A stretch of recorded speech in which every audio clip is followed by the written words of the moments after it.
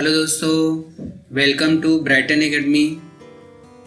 आज का हमारा टॉपिक है साझेदारी की विशेषता या लक्षण।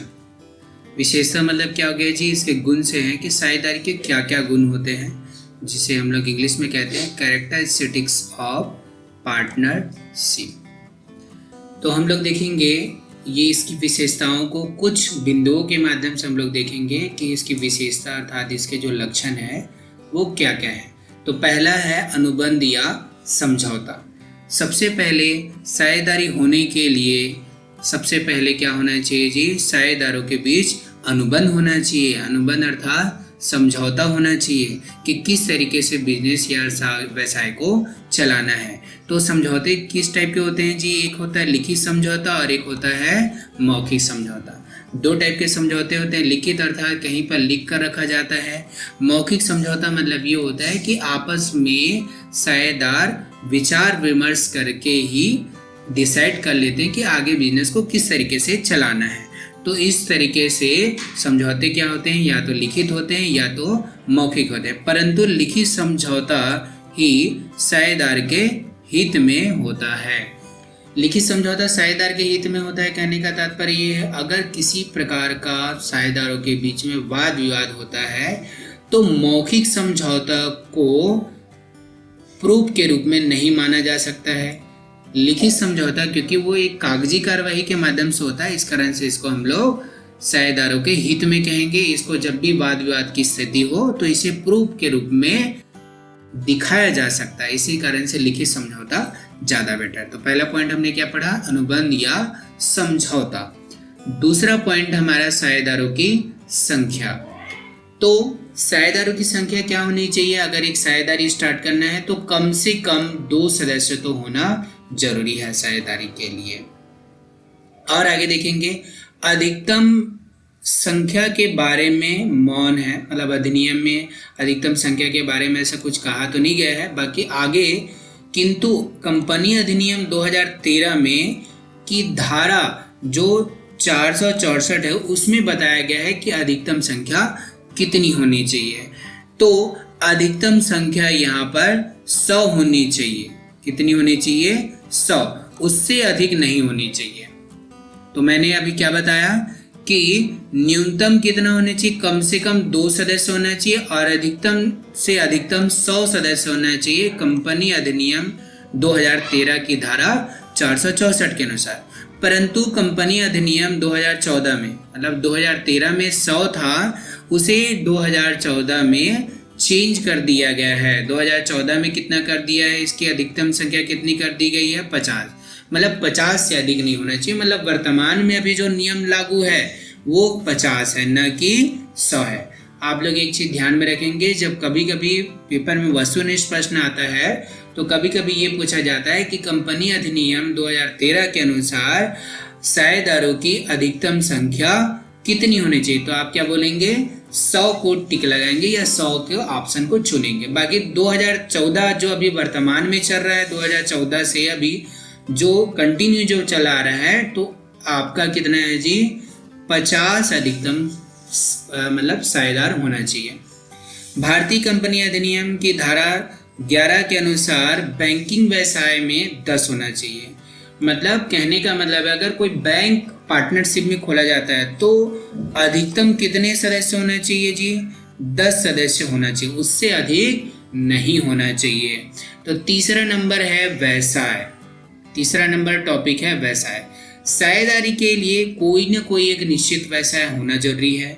और व्यवसाय कैसा होना चाहिए, वैध व्यवसाय होना चाहिए। वैध मतलब कानूनी रूप से उसको मान्यता मिला होना चाहिए, वैध हो, गैर कानूनी ना हो। ठीक है। अब अगला चौथा नंबर टॉपिक देखेंगे, लाभ विभाजन। तो लाभ का विभाजन क्या है, साझेदारी का उद्देश्य लाभ कमाना व आपस में वितरित करना होता है, मतलब बांटना होता है। तो चौथी विशेषता क्या है जी, कि लाभ जो भी होगा उसे क्या करेंगे, पार्टनर आपस में डिस्ट्रीब्यूट करेंगे, बांटेंगे। ठीक है। तो आगे बढ़ते हैं। नेक्स्ट है हमारा है 5वां नंबर पॉइंट है प्रत्येक साझेदार एजेंट होना। प्रत्येक साझेदार एजेंट होते हैं। एजेंट होते हैं मतलब कहने का मतलब ये है, इसको मैं सामान्य शब्दों में बोलूंगा तो एजेंट का मतलब यहाँ पर क्या है, क्योंकि प्रत्येक साझेदार, एजेंट का काम क्या होता है जी, अपने मालिक को सूचना देना है कि उसने कितने का सामान बेचा है, कितना सामान बिका है, कितना सामान अभी बाकी है और कितना बेचा जा चुका है। ये सारी चीज़ों का उसको जानकारी होना चाहिए। तो प्रत्येक साझेदार उसको जानकारी होना चाहिए और उस जानकारी के आधार पर वह एजेंट अपने स्वामी को बताता है कि किस तरीके से अभी माल की स्थिति है बेचने के बाद।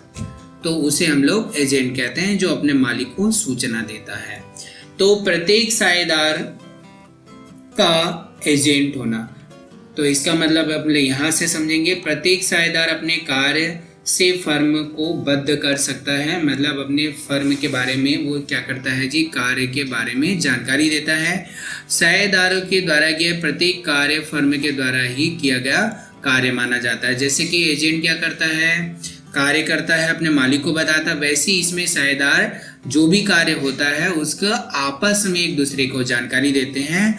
तो इसी कारण से कहा जाता है कि प्रत्येक साझेदार फर्म के एजेंट होते हैं।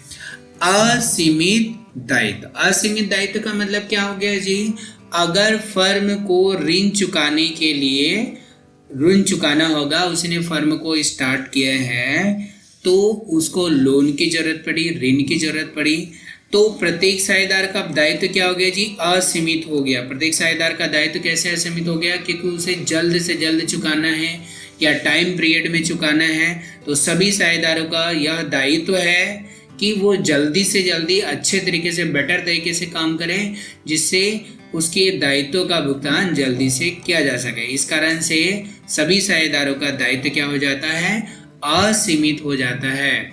व्यापार का संचालन, फर्म का व्यवसाय सभी साझेदार द्वारा या उनकी ओर से कितने सदस्यों के द्वारा संचालित किया जाता है, यह भी डिसाइड किया जाता है। व्यापार का मतलब, कहने का मतलब है, व्यापार का संचालन किस तरीके से किया जाता है, या सभी साझेदार के द्वारा किया जाएगा, या उनमें से कोई एक व्यक्ति को, या उनमें से कोई एक या एक से अधिक व्यक्ति को उसके दायित्व को सौंप दिया जाता है। मतलब या फर्म के सभी साझेदार बॉस होंगे, उन सभी के द्वारा चलाया जाएगा, या उनमें से किसी एक व्यक्ति के द्वारा व्यापार को चलाया जाएगा। 8वां नंबर टॉपिक है, पूंजी लगाना अनिवार्य नहीं है। अब आप लोग सोचोगे कि पूंजी लगाना क्यों अनिवार्य नहीं, क्योंकि पार्टनर है, मतलब उसको पूंजी तो लगाना है, अर्थात सभी पार्टनर को पूंजी लगाना है। बाकी सभी पार्टनर को पूंजी लगाना अनिवार्य नहीं है। सामान्यतः प्रत्येक साझेदार निश्चित अनुपात में पूंजी लगाता है, किंतु बिना पूंजी के भी साझेदार बन सकता है। व्यवसाय के संबंध में परामर्श देने या कुशलता के कारण साझेदार भी बनाया जा सकता है। जैसे कि एक एग्जांपल लेते हैं, ए बी सी 3 पार्टनर हैं। अब ए और बी ने डिसाइड किया कि उन दोनों के द्वारा एक बिजनेस स्टार्ट किया जाएगा, अर्थात उनके द्वारा एक बिजनेस स्टार्ट किया जाएगा। अब उन लोगों ने सोच लिया कि 20 लाख का वहाँ पर पूंजी लगाना जरूरी है, तो 20 लाख की उसने पूंजी लगाई, दोनों ने मिलकर 10 लाख की पूंजी लगाई। बाकी उन लोगों ने बाद में ये डिसाइड किया कि उसके पास तो उस बिजनेस को चलाने का अनुभव नहीं है, तो किसी ऐसे व्यक्ति को हम लोग पार्टनर बना लेते हैं जिसे बिजनेस चलाने का अनुभव है, एक्सपीरियंस है, और उस व्यक्ति को हमने, जैसे कि मान के चलो व्यक्ति सी है, तो सी को हमने क्या कर लिया, पार्टनर बना लिया। सी को हमने पार्टनर बनाया। पार्टनर बनाने के बाद उसको हमने ये बोला कि आपको पूंजी लगाने की जरूरत नहीं, आपका एक्सपीरियंस ही हमारे लिए काफ़ी है। तो मैंने क्या बोला जी कि पूंजी लगाना अनिवार्य नहीं है। 9वां नंबर टॉपिक क्या है, सदस्यता की। तो हमारा 9वां नंबर पॉइंट है सदस्यता की पात्रता। मतलब सदस्य अगर कोई भी साझेदार बनता है तो उसके लिए पात्रता क्या है, मतलब उसकी योग्यता क्या है। अगर एक साझेदार बनना चाहता है तो उसकी पात्रता अर्थात उसकी योग्यता क्या है। केवल व्यक्ति ही साझेदार बन सकते हैं, केवल व्यक्ति ही साझेदार बन सकते हैं। कोई संस्था, संघ या व्यक्तियों का समुदाय साझेदार नहीं बन सकता है। मतलब कोई भी अगर पार्टनरशिप में अर्थात साझेदार बनना होगा तो कोई संस्था किसी साझेदारी को नहीं चलाया जा सकता। मतलब जैसे कि ए बी दो पार्टनर हैं, अब क्या होगा, कोई संस्था भी उससे जुड़ना चाहती तो उसका संस्था नहीं जुड़ सकता, उसमें से कोई व्यक्ति ही जुड़ सकता है, पूरी की पूरी संस्था उसके साथ नहीं जुड़ सकती। उसमें से अलग अलग करके व्यक्तियों को जोड़ा जा सकता है, बाकी संस्था को पूरा उसके नाम से संबोधन नहीं दे सकते कि ये संस्था इसके साथ जुड़ी हुई है। उसमें से व्यक्तियों को ही जोड़ा जा सकता है और संघ को भी नहीं जोड़ा जा सकता या किसी समुदाय अर्थात समूह को भी जोड़ा नहीं जा सकता। तो साझेदार होने के लिए एक व्यक्ति होना जरूरी है, किसी संस्था का वह सदस्य ना हो। ठीक है, तो साझेदार की पात्रता क्या है मैंने समझा दिया। अब आगे देखते हैं 10 नंबर पॉइंट, फर्म का नाम, नेम ऑफ फर्म। फर्म का, देखो किसी भी व्यवसाय को चलाने के लिए किसी न किसी फर्म का नाम तो कुछ न कुछ देना ही पड़ेगा। जब तक व्यवसाय का नाम नहीं होगा तो हम लोग कैसे बोल सकते हैं कि किस व्यवसाय के अर्थात किस फर्म के नाम के आधार पर यह व्यवसाय चलाया जा रहा है। तो फर्म का नाम होना जरूरी है।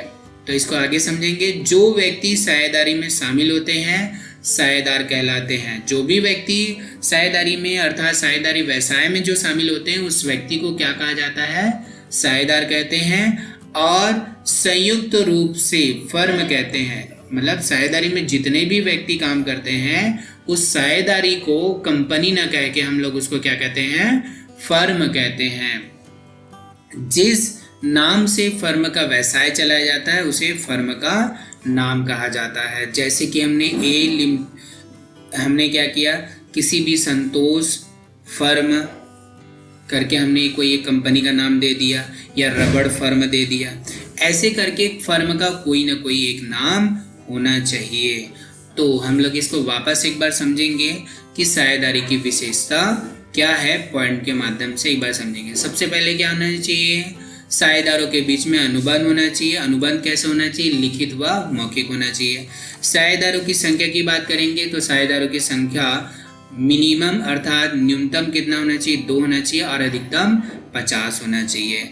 व्यवसाय, साझेदार कोई ना कोई एक व्यवसाय होना चाहिए। व्यवसाय जैसे कि वो रबड़ का व्यवसाय करता है, कि वो मतलब रबड़ का व्यवसाय करता है या तेल बनाने का व्यवसाय करता है। और उसका व्यवसाय कैसे होना चाहिए, वैधानिक होना चाहिए, गैर कानूनी बिल्कुल नहीं होना चाहिए, कानूनी रूप से उसको मान्यता मिला होना चाहिए।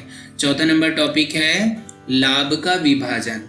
लाभ जो भी होगा उसको किस तरीके से विभाजित करना है इसका भी डिसाइड आपस में साझेदारों के द्वारा किया जाता है। प्रत्येक साझेदार एजेंट है, क्योंकि प्रत्येक साझेदार एक दूसरे को अपनी क्या करते हैं कि सूचना बताते हैं कि व्यवसाय में किस तरीके से कार्य हो रहा है, अर्थात वह एक एजेंट है। अब उसके बाद 6वां नंबर पॉइंट क्या हो गया जी, असीमित दायित्व। क्योंकि अगर व्यवसाय को चलाने के लिए लोन लिया गया है तो उस लोन को जल्दी से जल्दी पटाने के लिए सभी साझेदारों पर कार्य का दायित्व क्या हो जाता है, असीमित हो जाता है। व्यापार का संचालन, 7वां नंबर पॉइंट है व्यापार का संचालन। तो व्यापार को संचालित करने के लिए अर्थात व्यापार को चलाने के लिए या सभी साझेदारों के द्वारा उस व्यापार को चलाया जाए, अर्थात सभी व्यवसाय का मालिक हो या फिर उसमें से किसी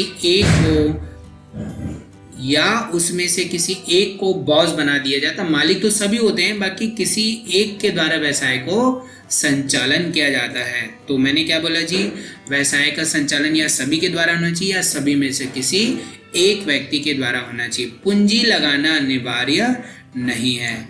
मैंने बताया था कि पूंजी लगाना अनिवार्य नहीं, मतलब क्या हो गया जी, किसी व्यक्ति को उसके अनुभव के आधार पर, ना कि उसकी पूंजी के आधार पर, ना कि उसके पैसे के आधार पर, उसके अनुभव के आधार पर हम लोग क्या करते हैं, उसको साझेदार बना देते हैं।